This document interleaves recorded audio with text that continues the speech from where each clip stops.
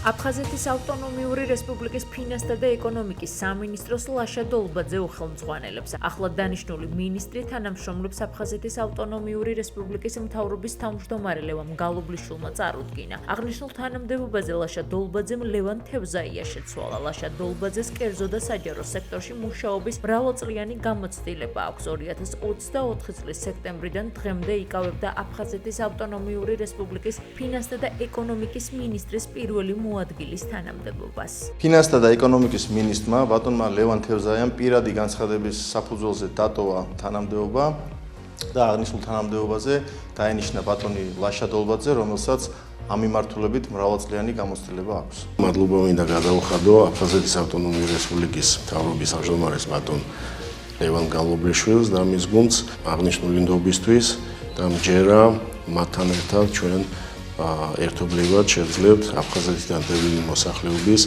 სოციალურ-ეკონომიკური მდგომარეობის გაუმჯობესებას.